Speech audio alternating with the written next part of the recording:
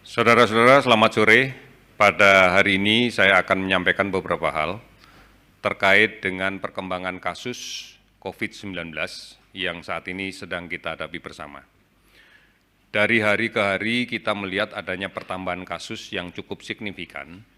Ini menandakan bahwa proses penularan masih berlangsung terus-menerus di tengah masyarakat kita. Ini kita maknai bahwa masih ada kasus positif COVID-19 yang masih berada di tengah-tengah kita sekalian. Kemudian yang kedua, berarti ada kontak dekat yang terjadi dengan kasus ini, sehingga kemudian terjadi penularan dan kemudian memunculkan angka yang menjadi sakit. Inilah yang kemudian menjadi faktor utama di dalam kaitan dengan penambahan kasus dari hari ke hari. Mencermati hal ini, maka sekali lagi, mari bersama-sama kita putuskan rantai penularan ini. Yang pertama, kita akan berusaha untuk menemukan kasus-kasus positif yang ada di masyarakat melalui penelusuran kontak dari kasus positif yang kita dapatkan di rumah sakit. Kita akan melaksanakan pemeriksaan cepat dengan rapid test yang tujuannya adalah untuk melaksanakan screening, penapisan di kelompok-kelompok yang memiliki risiko tertular dengan pasien positif yang kita rawat di rumah sakit. Ini kita laksanakan bersama-sama masyarakat tentunya agar kita bisa menemukan dan kemudian dengan cepat melaksanakan isolasi dari kasus ini. Baik itu isolasi secara mandiri di rumah, maupun harus kita isolasi di rumah sakit. Ini yang akan kita lakukan.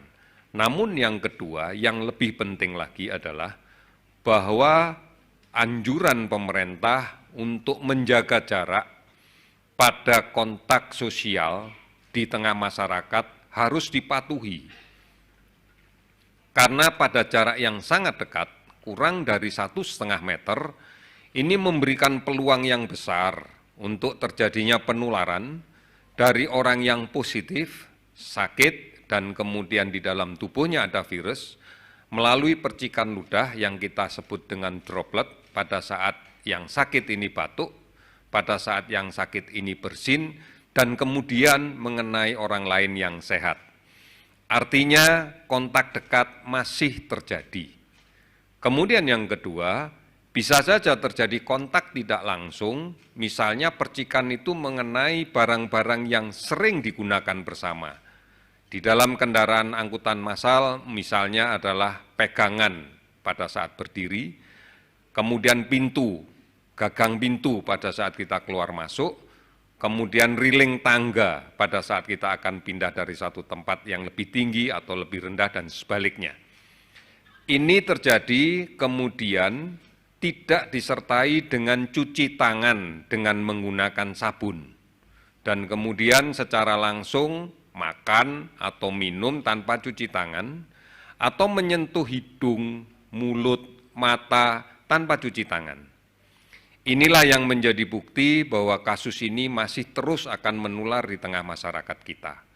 Oleh karena itu, saya minta kembali lagi, mari kita patuhi bersama tentang kontak dekat. Hindari kontak dekat. Oleh karena itu, jaga jarak pada saat melaksanakan komunikasi sosial dengan siapapun, baik itu di rumah maupun di luar rumah. Yang menjadi keprihatinan kita sekarang adalah masih banyaknya masyarakat yang tidak memperhatikan hal ini. Pada kelompok usia muda dengan daya tahan tubuh yang baik, infeksi itu bisa saja terjadi dan tidak menimbulkan keluhan apapun, atau mungkin menimbulkan keluhan yang ringan sekali. Misalnya hanya merasa demam tidak terlalu tinggi, mungkin batuk pilek biasa, yang seringkali dimaknai bahwa ini bukan sakit, ini biasa saja. Sehingga tanpa disadari, kondisi tubuh yang penuh dengan virus ini, dia sebarkan kemana-mana, melalui kontak dekat dengan orang lain di luar rumah, atau kontak dekat dengan saudara-saudaranya di rumah.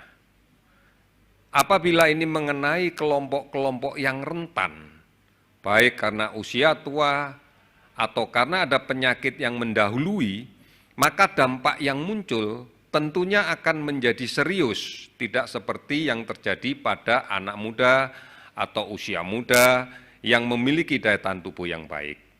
Inilah yang kemudian menyebabkan menjadi sakit dengan gambaran sakit sedang sampai dengan sakit berat yang harus dirawat di rumah sakit. Oleh karena itu sekali lagi, mari kita sama-sama memiliki kesepahaman untuk melindungi yang sakit. Kita lindungi yang sakit agar dia bisa melakukan isolasi diri dengan baik, agar dia tidak menularkan kepada orang lain, agar dia tidak kontak dekat dengan orang lain, dan agar dia tetap di rumah. Yang kedua, mari kita juga melindungi yang sehat. Untuk yang sakit, sadari betul bahwa kita harus menjaga orang di sekitar kita, jangan sampai sakit, tertular oleh kita yang sakit. Oleh karena itu, jalankan isolasi di rumah dengan baik. Gunakan masker, kemudian sementara jaga jarak fisik dengan semua anggota yang di rumah, anggota keluarga yang di rumah. Kemudian ya terpaksa tidak usah makan bersama-sama di dalam satu meja dengan keluarga kita yang sehat. Makan sendiri saja, tidak perlu kemudian bergabung. Ini yang menjadi penting, karena kalau ini tidak dilaksanakan, maka dari hari ke hari penambahan kasus akan terus saja terjadi. Apalagi kita sekarang sudah tidak tahu pasti lagi siapa di luar yang bertemu dengan kita itu sakit atau tidak. Oleh karena itu, memang benar kita nggak bakalan ketemu orang di luar rumah dalam keadaan sakit berat. Tetapi orang dengan kasus positif dengan sakit ringan, ini memiliki peluang yang besar untuk kemudian menularkan ke kita. Mari bersama-sama jaga jarak. Di dalam berkomunikasi, jaga jarak secara fisik. Ambil jarak aman 2 meter. Ini menjadi penting. Bukan hanya di luar rumah, tetapi juga di dalam rumah. Ini menjadi sesuatu yang penting. Kita bisa membayangkan apabila dalam satu rumah ada 6 orang penghuni, 5 sudah disiplin tidak keluar rumah. Tapi 1 yang sering keluar rumah dan kebetulan kondisi fisiknya bagus, terinfeksi di luar dan kemudian membawa virus ke rumah, maka tidak aman untuk penghuni yang lain, manakala kemudian jarak tidak kita atur lebih dari 2 meter. Ini yang menjadi penting dan kemudian disertai dengan kebiasaan mencuci tangan untuk yang masih sehat tidak dilakukan. Inilah yang menjadi sumber-sumber penularan dan inilah yang kemudian memberikan gambaran bahwa dari hari ke hari kasus yang kita hadapi semakin besar. Isolasi diri di rumah itu menjadi penting. Bukan berarti berada di rumah mengabaikan jarak. Tetap harus menjaga jarak. Kemudian sadari betul bahwa kita yang berasal dari luar rumah dan masuk ke rumah memiliki peluang untuk membawa virus ini. Oleh karena itu pola hidup bersih, sehat menjadi kunci di dalam kaitan penanganan COVID-19. Tidak perlu mencari sesuatu yang sulit, karena secara ilmiah sudah dibuktikan bahwa virus ini sangat-sangat rentan dan mudah hancur manakala terkena sabun, terkena deterjen. Oleh karena itu, tidak ada alasan karena tidak punya hand sanitizer, kemudian tidak mencuci tangan. Tidak ada alasan karena tidak mudah mencari hand sanitizer, maka tidak mencuci tangan. Cuci tanganlah pakai sabun. Setiap hari pasti ada dan tidak sulit untuk mencari sabun. Ini menjadi penting. Isolasi diri di rumah juga dimaknai membatasi jarak dengan anggota keluarga. Pakai masker sepanjang berada di rumah. Jika memungkinkan, gunakan satu kamar sendiri. Jika memungkinkan. Apabila tidak memungkinkan, ya bukan hanya kamar, mungkin tempat tidur pun juga dipisah. kemudian sementara tidak makan bersama-sama dalam satu meja dengan keluarga lain yang sehat, kemudian tidak menggunakan alat makan, alat minum bersama-sama, dan mengkonsumsi gizi yang baik serta protein serta vitamin yang cukup.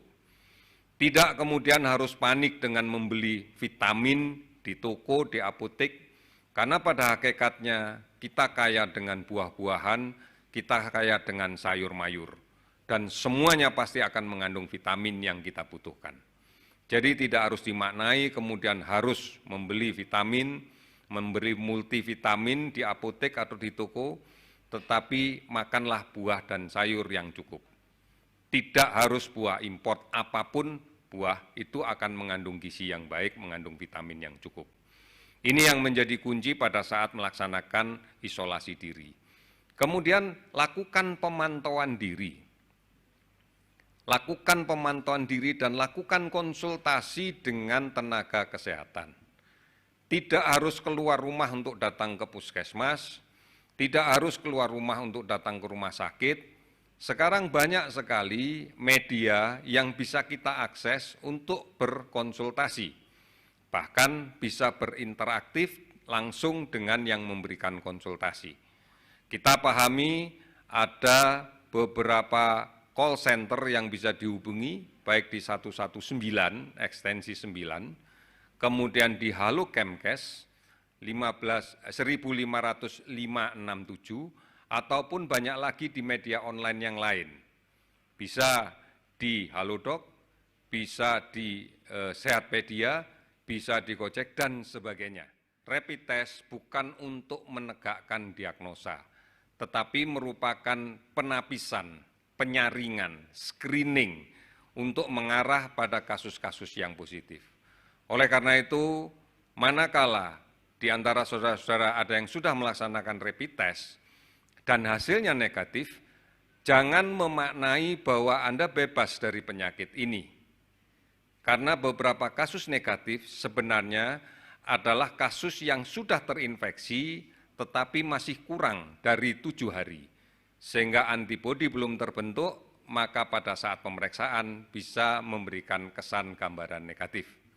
Sebenarnya virusnya sedang berproses, karena kita bisa mendapatkan antibodi itu pada umumnya setelah hari ke-7. Oleh karena itu, seharusnya dilakukan pemeriksaan ulang pada 7 hari kemudian dari pemeriksaan yang pertama. Manakala kemudian dalam pemeriksaan 7 hari kemudian juga masih negatif, maka saat ini bisa dikatakan Anda, saudara, sedang tidak terinfeksi, tapi bukan berarti kebal. Anda belum terinfeksi dan sangat-sangat mungkin bisa terinfeksi, manakala kontak dekat dengan kasus positif tetap dilakukan. Tidak memperhatikan jaga jarak, ini pasti akan memberikan dampak yang besar. Oleh karena itu, kita harus mewaspadai betul bahwa rapid test tidak memberikan jaminan bahwa kita tidak akan pernah sakit. Pahami ini dengan tujuan adalah meyakinkan kita rapid test sebagai isyarat bagi kita untuk lebih berhati-hati lagi.